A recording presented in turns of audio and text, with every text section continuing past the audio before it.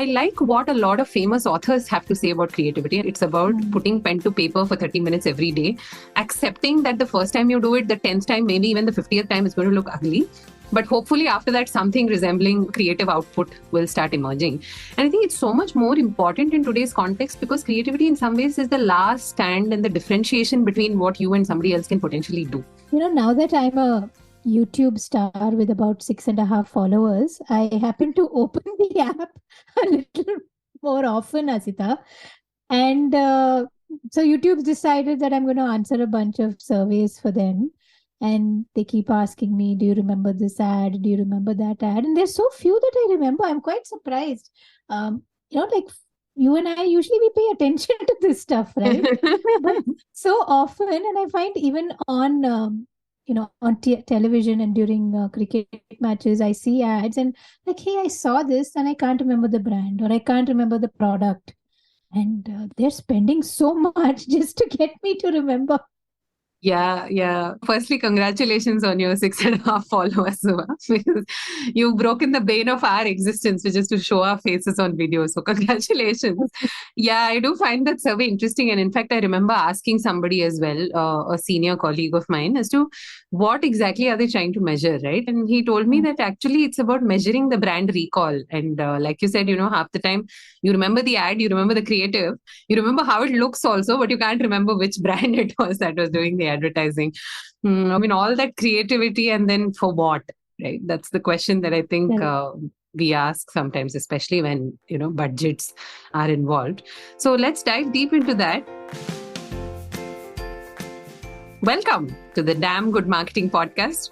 Episode 10 it is. And we thought, what is it about creativity that makes it so hard to grasp? What about it is tangible? What about it is not? And can we really even find a process to just consistently do good creative work that makes us happy? That's interesting that you spoke about creativity and then you brought in something which I wouldn't think of when I'm thinking creativity, which is process.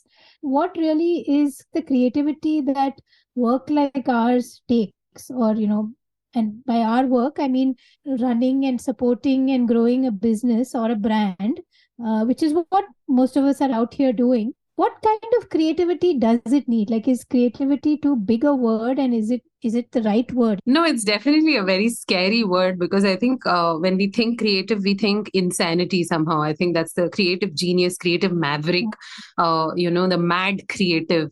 What would Don Draper do? Like, it's always the thing that is just outside of our reach because nobody really teaches us, they teach us math, they teach us science, they teach us languages, but they don't teach us how to think. And that's why I think some of us also, we fall into these buckets of either thinking of ourselves as, oh, I'm a very logically oriented person, so therefore I must not be creative.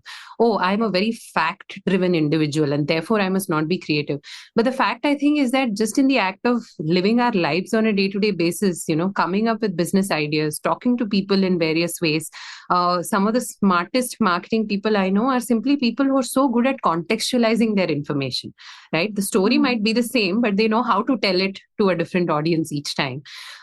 And I like what a lot of famous authors have to say about creativity. I think they all say, finally, it's about discipline, right? It's about putting pen to paper for 30 minutes every day, accepting that the first time you do it, the 10th time, maybe even the 50th time is going to look ugly.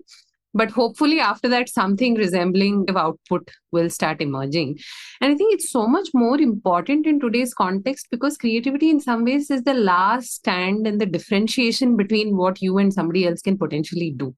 Right. I read this anecdote somewhere that apparently, though we have, such democratic access to social media, we are all influencers in our own right, and all of that is happening, but still the best-selling authors on New York Times are people who have been bestsellers for 30, 40 years. So, definitely experience probably has a role to play there, right? No, definitely. I think, we've kind of, if you remove the glamour around the word creativity, it's just that, right? It's kind of solving a problem and saying, okay, how am I going to land up every day to solve this problem? Now, my problem is to, write a book or write a script or make a movie or make an ad or even just think of certain products for my business. Yeah, and That's if we say that it doesn't work, right? It's like how they say in that movie called The Prestige. The moment the magic trick is revealed, it's no longer magic, right? And I think that's true for creativity as well. If the sheer mundanity of it ever kind of made itself felt, then it wouldn't be so magical, I suppose. Yeah. correct. There are steps to it. It's not a sudden light or a warm glow comes over you, and then the idea is, all a part of you, etc. There is, there's that whole intent of wanting to create something, and then spending Yeah. some time thinking about it, and then the process, like you said, it starts looking not so pretty, and then it gets a Mm. little prettier and prettier. But I think there's also room for certain creative bursts, and we all have it once in a while, and it Yeah, feels yeah. really, No, that's just the best feeling, isn't it? Of just like things yeah, land, like ting, it's there in your head, and then yeah. it just makes you so happy. But in saying all of that, what we also then kind of recognize is that creativity is a process that takes time because it's about gathering enough information to be able to connect certain dots or to be able to Mm. stimulate the mind to think in certain ways. Now, we all know that in the real world context, time is not often a luxury that we have, right? Because campaigns have to still launch on time. They can't wait for the creative director to have gone and taken a walk, as simple as that. And sometimes it feels a bit like diving without any harnesses, I suppose, in the sense that, okay, I've done all this creative work, but how do I know it's going to work? Right. And this is actually, Subha, it's a very common question that we get asked, right? When we pitch creative work, we pitch more than one concept route. It's two in most cases, but at least three sometimes do make it to the table.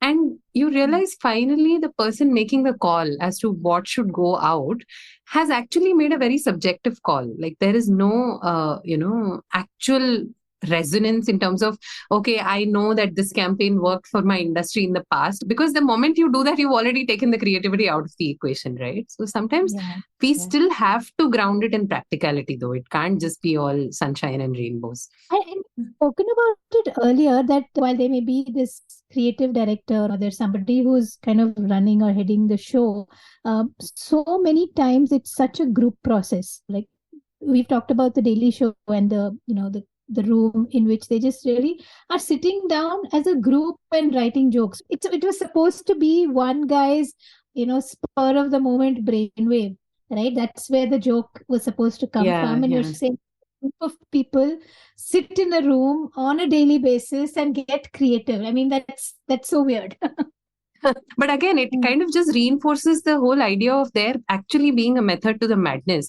And sometimes the Yeah. reason for that method is really what we discussed earlier on about, say, a YouTube asking you, which of these ads do you remember, right? And there's an Yeah. interesting statistic: 71% of B2B brands cannot create memorable advertising. Now, Wow. I am both the glass half full and the glass half empty kind of person. So the optimist in me says, see, 3 in 10 ads that work is not a bad number, actually, if you think about it. But the fact is, 7 in 10 people have spent on something that didn't have an outcome. Because you have to set a budget, say quarterly review is coming up, and this year for the next quarter, I have an XYZ goal. And to meet that, I have to increase my pipeline value. And to do Mm. that, I have to tell a bunch of new people who've never met me before that I exist, right? Mm. And how many people do I tell? How do I tell it? And how do I know that it worked in the first place? And especially in the context of some of these really long sales cycles, you really don't know which is which, right? Like which ad from 4 years ago really did the job. And that is where I think it's important to contextualize, because there are the tangibles, right? In the sense that now if we are all riding the AI as generative and creative wave. Sometimes I do wonder, is ChatGPT going to push that number from 70% to 80%, right? Because if everyone talks similarly, Yeah. then you already have a problem. And if I just had to kind of think about what is a tangible way of measuring creative output, then I would say just keep falling back on the brand. Keep thinking about what is it that I can say consistently and repeatedly without losing the essence of that messaging, right? So I think that's what finally a brand's tone voice comes down to, and that is the part that I can finally control as well. A notion that we start with, that if you're creative, you'll come out with this one really good idea. But Hmm. what I hear you saying is that if you have a creative process, then Hmm. actually you really come out with 20 ideas and then say, okay, what's the best for the brand here, or what's the best for the medium that we're choosing, or the channel that we're choosing, right? So there Yeah. is value to volume and breadth. Like it's not one stroke of genius. That reminds me of an exercise that somebody that both of us really admire in the advertising space kind of taught us about a week ago. And the process is called 40 boxes, right? So this was given to us. So I kind of reached out to Niranjan and I said, now there are 4, 5 of us, and creativity, of course, is already hard enough as it is. And then it's all scattered because nobody knows what's a good idea, what's a bad idea. How do I even decide? How do I filter? And how do I even think sometimes, right? When you're handling a bunch of different mandates. And he said, just come, let's do it. Let's workshop this. And he taught us this technique called 40 boxes, which is essentially about so if I'm the creative director and I run a team of 4 or 5 creatives, and we know that we have a campaign coming up 24 hours from now, right? We have to pitch concepts. 24 hours, the moment you say 24 hours, I think hardly half of us start freaking out. I definitely do, or I did until I discovered this process. And the idea is that each person on the team, including maybe the director themselves, fills out a sheet with 40 boxes with 40 unique ideas or ways to sell that campaign, right? So if you pick, for example, a shampoo, what are 40 different ways of making a shampoo commercial, right? So, and you can go as creative and as wild as you want there. Like there are no bad ideas. And the benefit I've realized of doing that is that firstly, you have 40 ideas. So you've broken through that barrier of, saying, oh my God, now how do I come up with something in 24 hours? But the interesting thing there, and let me actually ask you this, Subha, if you were given 40 boxes and you had to do a campaign on something that you knew you were familiar with, how many ideas do you think you would come up with? I mean, surely not 40, right? That seems like Yeah. a huge task. I'm thinking I'd be lucky with a dozen or so. A dozen is brilliant, right? A dozen on a box is actually good progress. And even to break through that, because the idea is that the director will not take a meeting until everyone's finished their 40 boxes, right? So to that end, I think one of the things that you can do, and this was also suggested by Niranjan, is that you can just open a dictionary, pick a random word and use that word as your jump off point for further ideas and further concept roots, right? Or you could just look out the window and you could say, this is the first object that I'm spotting, and use that as a jump off. So the idea, I think, is to give your creative stimulus enough room to grow. Because beyond a point, the brain is like, okay, I am done heading in this general direction. Now, where else can we go? Right. And then you say, hey, here's a road, and you can actually kind of go take this road. In saying that, I was looking out through the window and the first thing I saw is a lamp post. And I'm like, oh God, I have boring windows indeed. But I think, I like this parable we used to have about the monster who just wants work, right? Like he cannot sit still. You have to constantly give him something to do. I think in some ways the brain is very similar to that, right? Like it constantly needs stimulus and it needs it in as many different ways as possible. And funnily enough, the moment he gave us all of these different jump off points, we had more than 40 happening. And there was a point in time where 2 ideas merged and became one. And between me and another girl, we exchanged and we came up with something really cool as well. So I would not have come up with that at the beginning of that. I would not even have believed that I could have come up with that at the beginning of that session. So I think we can all take some comfort in knowing that there is a process. And it's a very doable process. It's not, it doesn't take away from the fun and joy of what we think creativity should be. Yet it gives you something tangible at the end of it. And it's interesting you say that, because I remember that day I was not keeping too well. I went very low on energy. And we did this exercise and I felt so good on the inside. Like suddenly my heart was so happy that the rest of me started feeling just fine. So I think there are other ways to derive joy as well out of these processes, I think. So, it put your faith back in creativity. Yeah, in some ways, which I was losing a little bit here and there, for sure. And I think also what it really helps you do is to say that out of 40, we all know that there'll be probably 20-25% good ideas, right? But 10 good ideas is still better than one good idea that never appeared, right? And that's where I think we can apply the filter of, okay, what can and cannot my brand say? What will not I be saying? So these are certain filters which will actually make it easy to maybe even remove some of those ideas, cull them out. And the rest of them still have the potential to do just as well.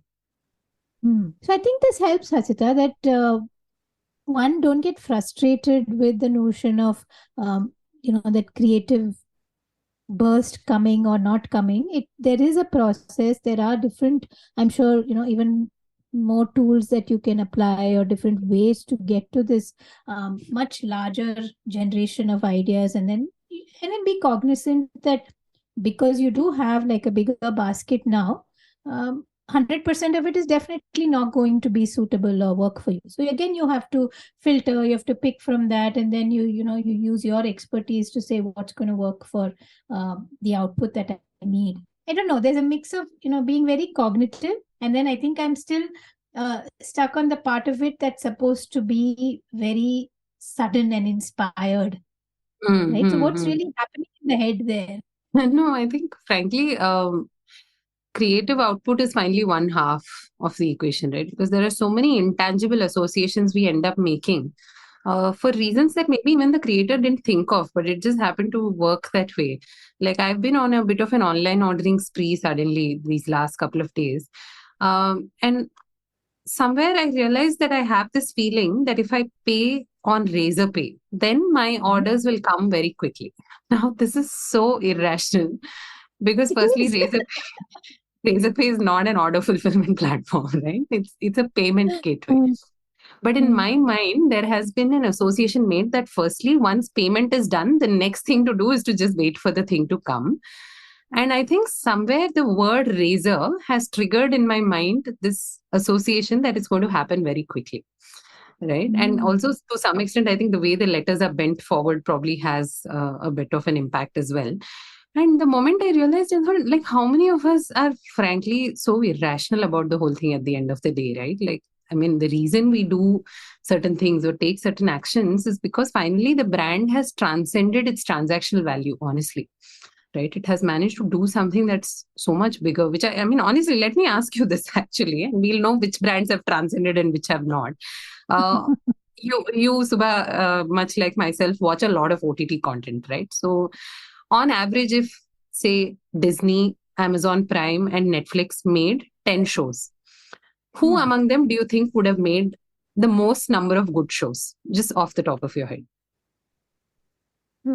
So I'm going to go with Netflix. So did I. But the fact is that they all have their phases, right? I think Disney had a phase over the last 1 year or so when they started making really good shows. Before that, in the early days of OTT, it was Netflix. They produced a lot of interesting content.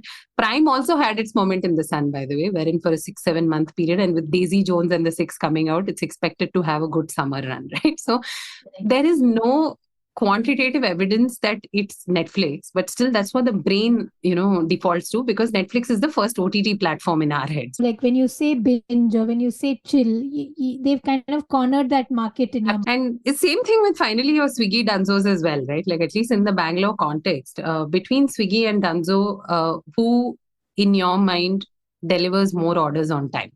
Interesting, because if I think food, I think only Swiggy. Like if you had asked me Swiggy, Zomato, I would just say Swiggy hands down for anything. I still can't get myself to use Swiggy for anything non-food. And for me, anything which is non-food is Dunzo. Like they will safely take it from point A to point B. So there have been so many times when I've got an alert on my phone saying there's some incoming from Swiggy, and I'm thinking I haven't ordered food, but it's somebody else sending you a parcel. Yeah. Which is where actually, I mean, if you think about just purely from a delivery standpoint, I think most of us would say Dunzo. Because in our mind, Dunzo delivers, right? That association has become so strong that no one else can deliver. Like it's just not a thing that other people do. Like I now say, I'll Dunzo it to you. I don't say I'll use an app or a courier service or something. Exactly. And in fact, when Google Pay was first launched and I downloaded it, I thought, what a stupid name, like Google Pay. But then you realize you're asking people, can I Google Pay you? Yeah. Right? You're not saying, can I Paytm? Like that's usually because pay is part of, the offering. So I think, it's about frankly knowing that human beings will continue to be irrational in the associations that they make. Which is that I think simplicity of messaging finally, right? Like you may have the most creative idea on the planet, but you have to, I think, measure it on 3 different levels in my mind. One is obviously the context in which you're doing the advertising, right? Like, are you doing it to damage control? Are you doing it to build a brand? Are you doing it to launch something new? So these are all different contexts in which you want to obviously think about different campaigns. They're not going to be all the same. And probably the 40 boxes exercise there, it has the risk of becoming too simplistic, because for products it's easier, right? Like sell a shampoo bottle, sell a mic, sell a phone case, it's a lot easier. But when I have to say Vim is launching a new product in the market which has XYZ attributes, now that's what you have to sell, which is where the complexity kind of builds, and you have to constantly remember that your ideas are towards that goal and context. The next thing, obviously, is understanding your customer, which I think in some ways is still the context conversation. But just to say, hey, well, if I say this and I say this on the platform in the context of whatever it is that I'm trying to communicate, will they get it? Right? Is it simple enough? Is it resonant enough? And that, I think, finally, you have to A/B test, and it's a combination of experience and data, I think. So, past campaigns and past circumstances have either worked or failed for these reasons. So you use that as a launchpad for doing the rest of your work. Finally, when we're trying to get something going for our business and our work, some kind of methodology or some kind of, okay, if you do these three things, or if you include these two things, then you're closer to getting the output that you want. And that always helps, right? That bit of structure, even in creative things, it definitely helps. Absolutely. And in fact, even in slightly more abstract roles, which we end up playing over a period of time, just a little bit of input into what direction do people want us to take, it makes such a difference. When we do workshops, are we doing that workshop to give people comfort that they are on the right path? Are we doing that workshop to ask the tough questions? Are we doing that workshop to just lay the cards on the table and then decide what the next? So these are all very, very, very different contexts and mindsets, right? So it makes a huge difference how you go into it. Yeah. I saw something interesting today on my LinkedIn feed, and someone had shared that HDFC says, okay, why we only have OTT kind of dropping 10 episodes at a time. And apparently they've dropped an ad series, or maybe it's one ad, which is 10 ads at a time. Right. So it's like there's an overarching story of some bridegroom who runs away.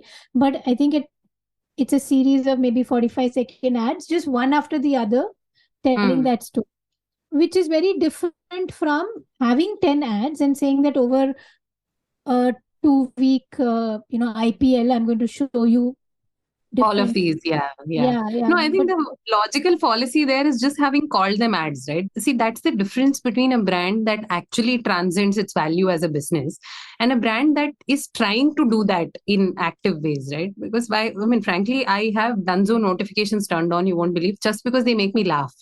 Like, frankly, it's not their job, right? To make me laugh is not the mandate. But somewhere in the language and the way they've shown themselves as being very friendly and approachable, they've transcended from being just a business in it to make money to a utility that now I can't live without. Now, see, in fact, it's interesting, the article where they said 71% brands run boring ads. 90% of people don't trust the banking industry any more now than they did 20 years ago. Like you said, they're trying to sell me something. So that's very different from dropping 10 episodes at one time, right? Because there's a story that I look forward to being entertained by. Exactly. I think some brands have achieved that in the process of creative storytelling. I think Tata Tiago did that with a series called Tripling. It was a collaboration with the Viral Fever. But it is possible to do that. It's possible to do interesting brand placements when you remember that you're not the center of the universe. I think that's what it finally comes down to.